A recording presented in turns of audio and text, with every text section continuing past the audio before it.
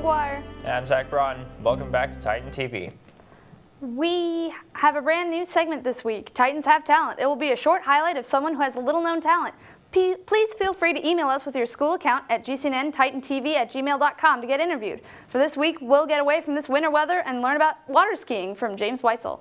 Barefoot water skier. It's the rarest form of water skiing that exists today.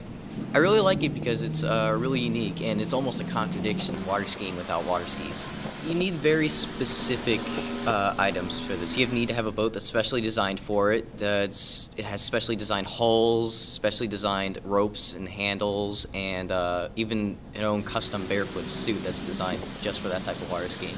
I'd say start slow, get on 2 skis first, see how you like it. That's the easiest form. If you want to try one, go ahead and try slaloming. It took me quite a few years before I switched to barefooting, about 6 or 8, and even then when I switched it was like starting all over. There are many great programs in our school. One of them is the art program. Let's take a look at how it inspires people. Everyone has artistic abilities, and what other way to express that than through an art class? I think art is a lot of fun, and I also think that it's important because it's connected to our past and other cultures. You can learn about kind of where we came from our art, and everything around us is really surrounded by what artists created, the clothes you wear and the cars you drive and the houses you live in. At GHS, art is not a requirement, but rather an elective students can choose. Hayden Schumer, the artist for the Titan Torch, thinks art is something every student should try. I think it might be a great experience for future references, and it might actually express your abilities more, give you more of a challenge. Elective courses are a way for students to explore their interests by trying new things. It's an elective, so very few people get put in art that don't want to be in art. And I think that even if they were sort of on the fence about it, after they're in class and they see what other people are doing, it's kind of contagious, and so then they want to do it too. At GHS, faculty are always looking for ways to improve students' experiences in art, whether it's teaching a new art style or incorporating elements of classic art with more modern styles. The comic art class, we're going to be teaching that again. And so this year, we're going to have projects that you still do on the computer but incorporate all the other elements of art.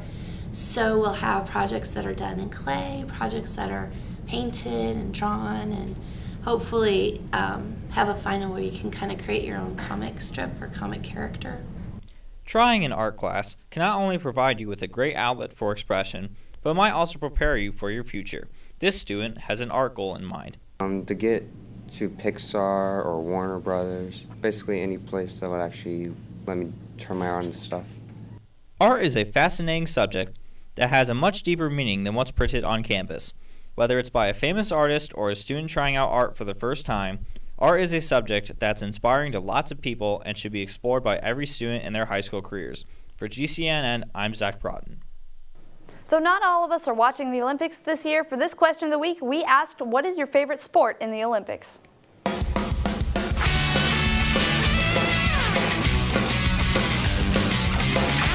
Favorite sport in the Olympics? Figure skating. How about you? Figure skating. Yeah, why?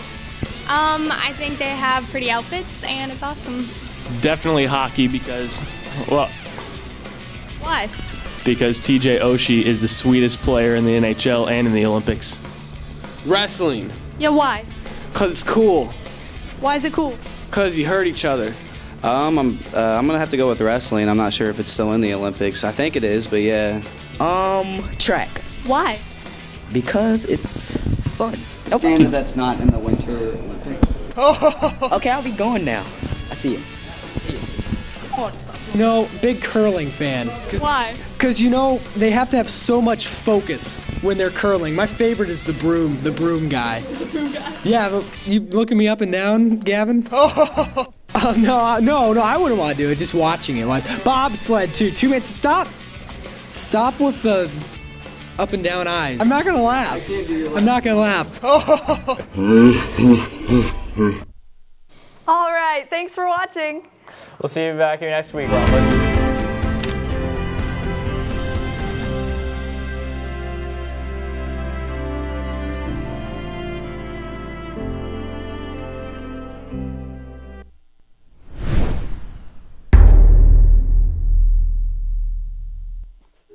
Twin assisters Chris and Cliff Paul set out to unite their fans by creating something everyone could agree on. Having lobbed such ideas as the CP three-legged shorts and a State Farm clipper ship, they finally landed on the perfect answer. The Jordan CP3 ID in Cliff's favorite Argyle. Create your own pair. After all, when it's worn to assist, you know it.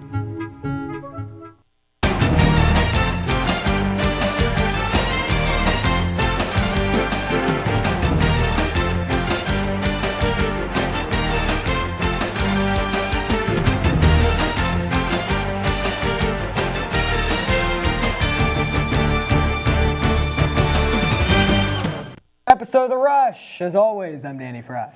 And I'm Hannah Duncan. This week we bring you boys basketball highlights against Springfield High and the senior night game versus Highland.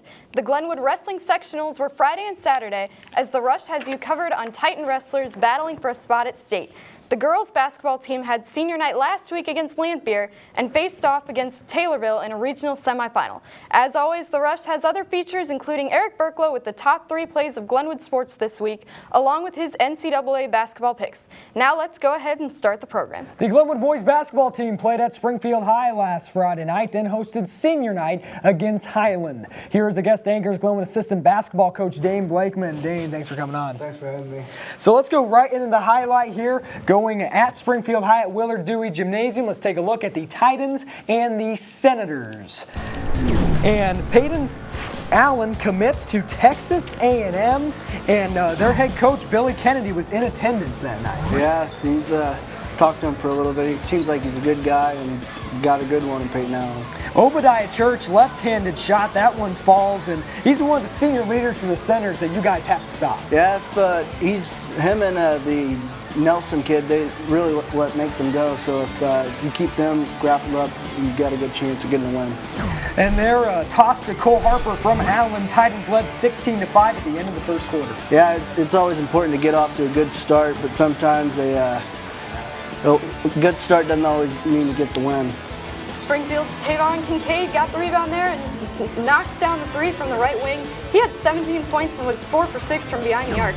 But him and Church were about all the Senators had. Yeah, like I said, Obadiah Church is a good player. Then the Kincaid kid, he can stroke it pretty well. So, somebody's got to score for either team, so it happens. And Cole Harper got injured on that play, but he returned to the game after just a few minutes. How crucial of a player is he to have on the floor? As a putback jam there from Peyton, he had a lot of those. I don't think it's any secret that Peyton and Cole are 2 players, and, they really make us go, and our role players are a big part of our team as well. Top play nominee here, Ethan Hunt alley-oops it to Peyton Allen with the slam. Hunt had his best game all year, 14 points for you guys along with that assist. Yeah, Ethan, he's a big part of our team. If he can start shooting the ball well, it just means that Peyton and Cole have more room on the floor.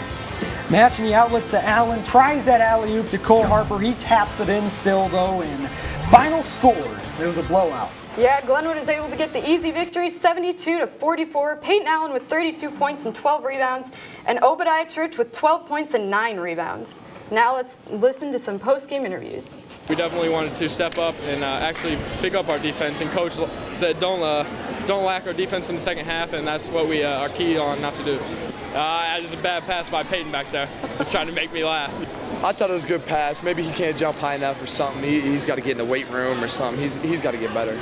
Yeah, it has been tough at times, here and there. We're struggling, but, I just try to overlook that and do the best thing for my team. But now it's a relief to get it off my shoulders and know I'm going to the place I want to go. I think he played a great game tonight, and he's been playing really well before now, but let's just hope it continues. All right, back on set here now, Dane. Tuesday night was senior night against Highland. Can you talk about this group of seniors and sort of recall, back to your senior night, a couple years ago? Yeah, these seniors, they were sophomores my senior year, so obviously I got to play with Peyton for 2 years, and then Brownie and Match were part of the team as well, and they're great kids. They want to win, and they're very coachable, and like I said, they're just a quality group of kids, and good luck to them for their next level. I know Brown's going to play at Benedictine for baseball. Match is going to Blackburn, and Peyton obviously going to Texas A&M. Yeah, and senior night, obviously a very special night for them. Let's go ahead and take a look at the highlights. The Titans and the Bulldogs. Bulldogs coming in one game over 500 in a last-minute sort of non-conference game, Hannah. Yeah, it wasn't a huge crowd, but Tyler Brown introduced there. He was awarded the Jim Boyd Award in honor of his character before the game. Talk about how he really deserved this award. He's a three-sport athlete. I think that, needs to be paid attention to. He's a three-sport athlete. He's well known around the community, and kids, should look up to what he does, and he's good in school, and, that's important. And it was a close game throughout there. Highland Portell inside, 4-2. Allen inside to Harper, and here's an air ball. Portell tried to save it, but right to Peyton Allen flies in and lays that one in for the Titans. They led 17-10 at the end of the first quarter. Highland will make a strong push in the second quarter, starting with Aaron Elledge as he gets the layup there. Elledge had 19 points at halftime as Glenwood led 29-27. What was the tone in the locker room like? Because Highland got a little bit. Yeah, we felt like we were a little lackadaisical on the defensive end in the first half, and it was kind of a firm talking to at half, and whatever happened, it seemed like we got a little better in the second half. Yeah, and Joe Duncan for Highland got the score there. Yeah, spin move and fast break opportunity. Harper lobs it up to Allen, and he sort of grabbed the rim on that play there. Should that have been goaltending? We'll leave it up for them to decide. I guess. We coach, they play, and the refs ref. It's over with it now. Titans led by 9 entering the fourth quarter. Final seconds after the inbound from Hunt. Two-handed slam dunk, capping off a terrific senior night for Peyton Allen. Big night for him, Anna. Yeah, it was a really great game for all the Titans and the seniors as they win 58-49. Peyton Allen got 43 of those points, and both Elledge brothers got 12 points. Now let's take a look at some post-game interviews. I wasn't really sure if I was going to win or not. I was actually a little surprised. I thought I might go to Peyton, but I wasn't sure. It was a great feeling to feel that once I actually won the award. I wasn't really thinking about it, and then all of a sudden we're sitting there and they started announcing. I was like, oh, hey, this could be me. But it feels good to have it. I'm so proud to be an Aggie and going to Texas A&M, and college coaches coming. It was a little pressure, here and there, knowing they were in the stands, but I just try to go out and play, have fun with my teammates, play with them, and try to do everything to get the win. Their coaching staff really amazed me. I felt like one of their family members going over to Coach Kennedy's house and spending time with him and his family and all the players, and they made me feel welcome there more than anybody else, and I think that was the deciding factor. So now, Dane, what can really be taken, from these last two games, in terms of really hitting this final stretch to close out the season? I think, last year was a, good showing point. What you want to do at the end of the year is get hot, and, crazy things can happen. So right now, going into a 2-game win streak to tonight's game against Taylorville, I think is important, and, getting a win against them tonight would be a big deal. Yeah. And as you said, you guys played Taylorville tonight. It'll be a bigger game because it has regional implications on the line, but what's there to expect from this game? It's just another Friday night in February. It's a conference rival, so you obviously want to win. Whatever, I think the regional seedings came out yesterday, and I'm not sure what happened there, but like I said, it's a conference rival. You always want to do that, but it'll be a big game and a good environment for our kids. All right, Dane, thanks for coming on, and good luck tonight at Taylorville. With only 2 regular season games left, Glenwood plays at Taylorville tonight with a tip-off at 7:45. The Titan wrestling squad hit the mats Friday and Saturday to face off in the Class 2A individual sectionals here at GHS. Let's jump into these highlights. This was the last week here at Glenwood. Starting off with J.D. Turner in the 145 class. He'll start off strong as he tries to shoot, but Kevin Reddish of Charleston swipes him away. It was a pretty balanced match as both wrestlers tried to shoot multiple times, but J.D. will win his first match 2-0. Then he will have his winner-go-home match in the consolation bracket. He will face Perez of Danville. And he got more shots on him, and he couldn't quite keep up as he falls behind Perez in the middle of the match, and he'll lose that bout 7-4. And that's what right there, and didn't quite pull off the pin there, but still wasn't quite able to catch his breath there. J.D. Rush starts off with a slam. That's Aiden Brady he's facing from Taylorville, and trying to flip him, but J.D. still able to turn and get the advantage right here, and that's something that momentum was able to carry him throughout the match, and now his second match was against Jonah Bellinger of Marion, and Bellinger came in with a solid record in consolations and got multiple slams though right off the bat. Rush couldn't pull off, and he ends up losing that one. And on to Forrest Sexton. He won 4 straight matches on his way to his regional title last week, and he takes his opponent from Centralia to the ground there.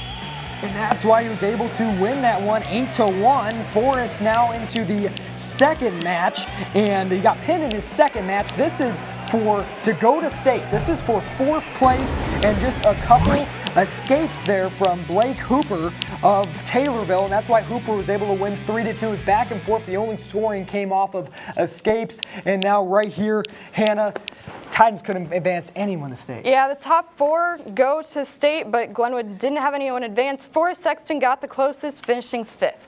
And here's some post-match sound. A lot of kids went from, being in that elite category and they didn't get out of regionals, or they came to sectionals and didn't win a match. We avenged a lot of losses we had earlier in the year at this sectional. So it shows that our program's working, that we're progressing still. And, it just sets the bar for a lot of guys for next year to qualify. They're expected to compete this summer and take that next step, because I think everything's set up the way it should be so that every kid in our program, they will become as good as they want to become.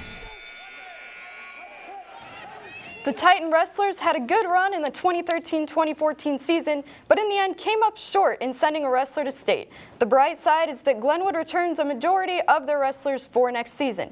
It's time for our first commercial break. When we come back, we'll head back to the court again as the girls basketball team battle Lanphier and Taylorville. Also, when we come back, we'll have a feature on the hockey team. Stay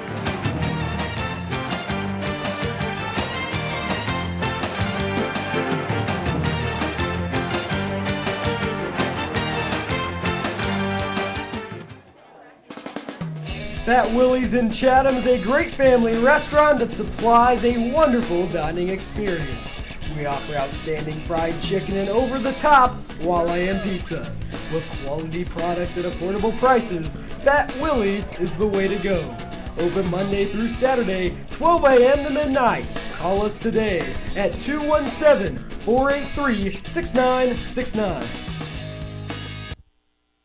Aaron, you're all set? Great, thanks. Mike, thanks for doing that discount double check. You saved us hundreds. What was that? The discount double check? It's when we comb through your policies and make sure that you're getting all the discounts you deserve. No, I get that part, but you guys are doing my move. The discount double check move?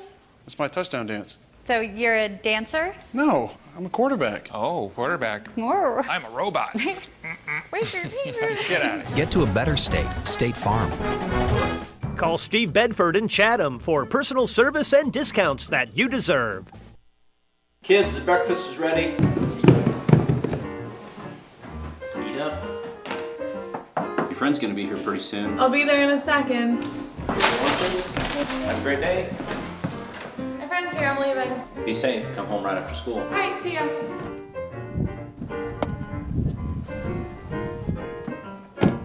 Wow, your dads are really looking out for you. That's not my dad. That's my family's financial advisor, Mr. Sullivan. Sullivan Financial, looking out for your investments and your family. Welcome back to The Rush. The girls basketball team hosted senior night against Lanphier and then geared up for their regional matchup with CS8 foe Taylorville. Let's go ahead and take a look at the highlights here from senior night, the Titans and the Lady Lions.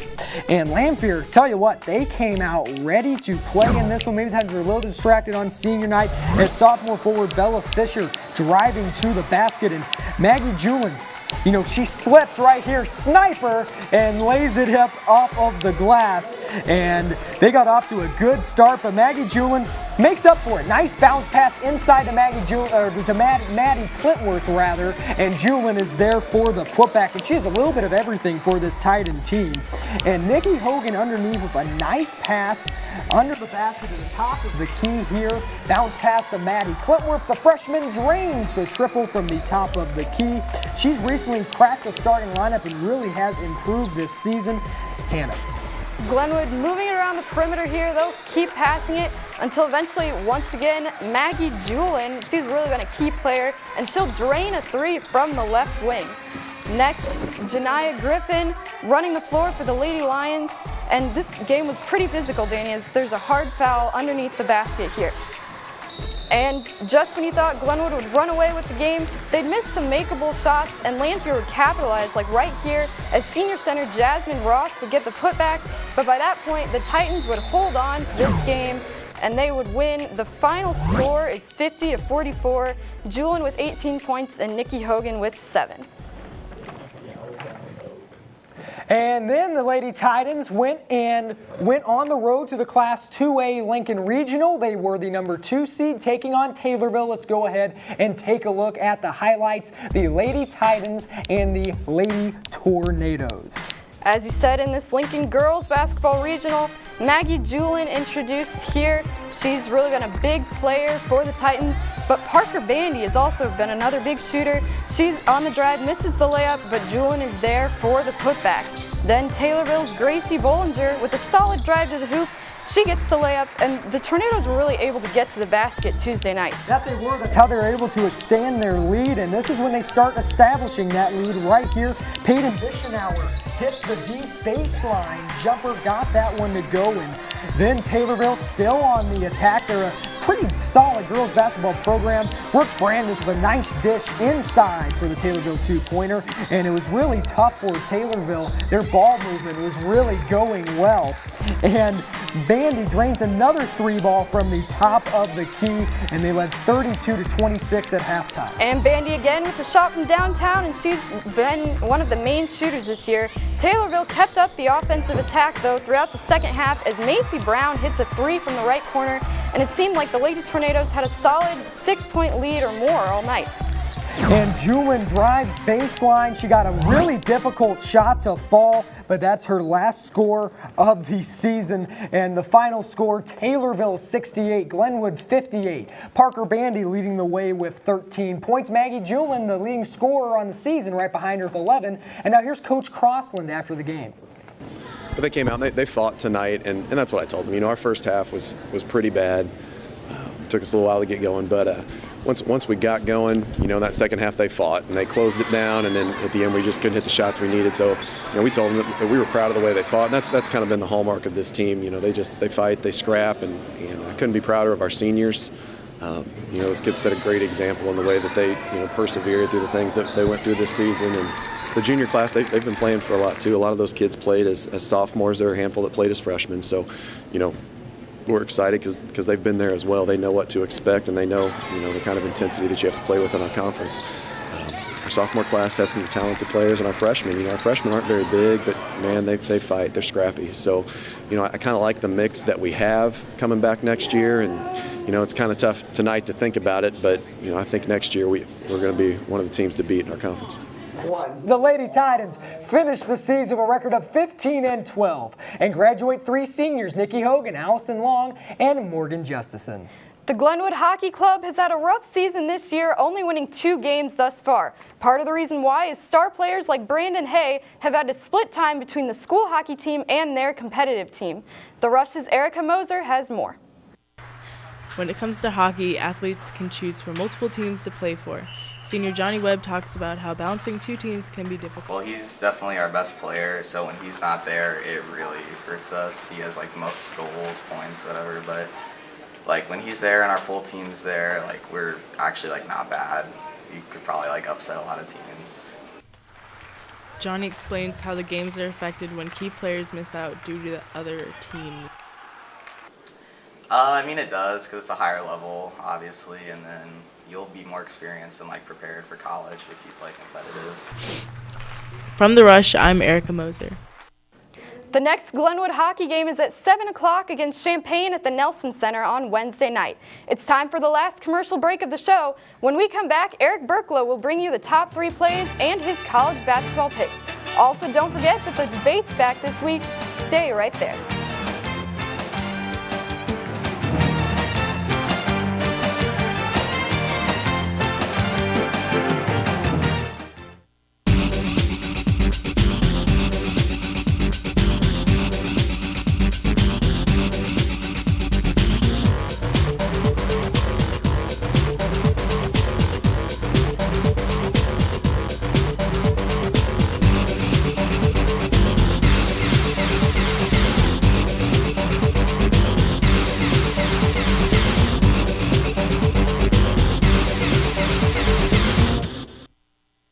Well, Mr. Raji, we could save you hundreds by doing a discount double check.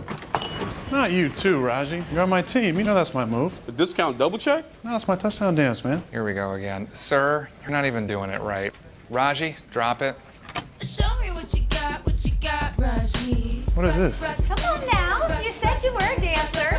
Where you going, buddy? Come on back. Get to a better state.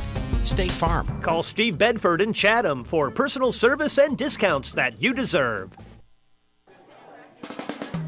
Fat Willie's in Chatham is a great family restaurant that supplies a wonderful dining experience. We offer outstanding fried chicken and over-the-top Walayan pizza. With quality products at affordable prices, Fat Willie's is the way to go. Open Monday through Saturday, 12 a.m. to midnight. Call us today at 217-483-6969.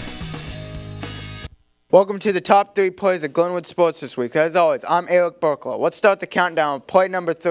Over at the weekend's Glenwood Class 2A Wrestling Sectional, Forrest Sexton played 5th overall in the tournament. The best performance of the day by any Titan wrestler. Unfortunately, he was 1 place away from qualifying for state. On the play number 2, it's the girls' basketball game against Landfield. Maggie Julian knocks down a 3-point from the left wing. Julian finished the night with 19 points, leading the Lady Titans in the scoring as Glenwood beat the Lions 50-44. In the top play of Glenwood Sports this week is Ethan Hunt delivering the alley-oop pass to Payne Allen for the slam dunk as Glenwood blew out the Springfield High Senators 72-44. Now it's time for my second edition of my 2014 NCAA basketball picks. My first game is Michigan State at Michigan. I think the Spartans will win. They will want revenge from January 21st. Well, MSU was handed their second loss of the season. It's a battle of the top 2 teams in the Big Ten. The final score will be Michigan State 64 and Michigan 61. My next game is Syracuse at Duke. I think Duke will win. Syracuse is coming off losing to Boston College in an upset. Jabari Parker, who averages 20 points a game, who will have a big day. Duke also wants revenge from that 91-89 game when they played each other. This should be the best game on Saturday, with Duke winning 68-65. My last game is Louisville at Cincinnati. I think the Bearcats will win. They have the 5th-ranked scoring D, and that will be the difference. I think they average 8 steals a game, so that will cause Louisville some problems. Cincinnati has won 18 out of 19 and will win this one 57-54. Now let's send it back to Dane for the weekly debate. All right, thanks, Eric. They're back on the set here for the debate. Coach Edgar and Dane's back on. Guys, thanks for coming on. Thanks. Last minute fill-ins, but Not good enough for the first. No, you are good enough for the first one. We have a system, trying to have in place. I don't know how Andy feels about the open Gatorade bottle here. I'm being sponsored by Gatorade. Watch it. We'll get a lawsuit now. Let's see. How much? We might have to blur that out in post-production. That'll be good. But let's go into it here. Start with Coach Edgar. Go down to Dane. Okay. Now, how much Winter Olympics have you been watching, and how much has the U.S. men's hockey team sort of had to take a shot at the goal? I've been watching every night a little bit, here and there, but American Idol's on, so I don't watch it much. But as far as the American hockey team, I mean, they're USA. They got a shot, and hopefully they'll come out with it. That's right, Dane. How do you feel? Everything but the hockey. I really haven't watched, but so hockey's, I guess. He's a communist. Yeah. Okay. Well, speaking of Russia, they did lose. They got bounced, and now the semifinal game will be U.S. and Canada, which the women's team just lost to Canada. Out on the flat screens out there. Just say that Mr. Brown is a big fan of women's curling, and we watched the gold medal. We watched the gold medal match in the last 5 minutes of sociology. Awesome. There you go. With Sweden and Canada. He said to root for the Swedes. I'm not sure why. I think you just threw him under the bus. I don't know. He's not supposed to watch that stuff. That's right. Again, we're just getting all sorts of trouble here. And let's go here. Social media here now. Both of the Patinos, Rick and Richard Patino, came out. That's poisoning players' minds. Now, Coach Edgar, you are a coach here for softball, and how much truth do you think lies in that statement? I mean, we're not at the level they're at, but most of the kids they're coaching are kids that haven't ever been told that they need to do things a certain way or a right way of doing things. So they've just been told how great they are. So social media can prompt them to feel like things are a little different than they really are. So maybe that's where they're coming from as a coach is, you know, that their kids are being swayed one way or the other by other people. Yeah, that's exactly right. Dane, how do you feel? I know you're off and on. I just think that with these kids, I mean, I'm guilty of it. People get on there and they put, you know, oh, Illinois got beat, you know, by 10 points tonight. You know, Tracy Abrams had a bad game or whoever. And these kids get on there, you know, they're human beings. They're only 2 years, 3 years older than you guys, and they see it, and, you know, they're human beings, and it bothers them a little bit, and I think that affects how they play, the way they see things, and, you know, it's just different for them. Now, moving on to how big is the Michael Sam deal coming out? He'll be the first active, because Jason Collins ended up retiring in one of the major 4 sports here in America to be a gay athlete, and he will be drafted. Now, before this even came out, he was projected, he's all SEC Defensive Player of the Year, but he was still only projected 3rd to 5th round, because there's a difference, you know, between, you know, pro-ready and college players. But what do you really make of this? Coach Edgar, down to you, and then Dane. I mean, will it hurt his draft stock at all? I mean, sure hope not. I wouldn't think so. Yeah. They're gonna have psychology tests and things that they always do with everyone, and I don't think, you know, his orientation is going to affect one way or the other. If the guy can play football, I mean, they've got all, you know, different kinds of people in the NFL, and that locker room, you know, there's things that go on, I'm sure, that aren't real good, but that's, you know, that's their life, and I'm sure that his stock's not going to drop based on him coming out. Yeah, exactly. You know, he came from Mizzou there, the move to the SEC. Dane, what do you think here? Because, you know, some people might consider it to Manti Te'o, even though it's different with the whole catfish thing, but he just went down and played, had a good season. Yeah, I agree with Coach. I think that, you know, the question is, can he play at all? I mean, it's a guy, I mean, he was SEC Defensive Player of the Year, so, I mean, I don't think it should, you know, drop his draft stock, but, I mean, the kid can play football, so as you know, an athlete as I was, it wouldn't bother me or shouldn't bother anybody. You know, if the kid can play, he can play, and that shouldn't bother a thing. And so far, you know, all SEC player, he's shown that he can play, and we'll see if he can in the NFL. When draft day, you know, they already have those mock drafts already kicked in, and it's not till April. But all right, guys, thanks for coming on here for the debate. Always appreciate it. That's it for this episode of The Rush. Make sure to come out tonight to see the boys basketball game in Taylorville. Varsity tip-off is at 7:45. The boys swim team has sectionals at Eisenhower Pool. Tomorrow, diving starts at 9 a.m. The swimming starts at 1. That's all for this episode. Join us again for another episode of The Rush next week. We gone.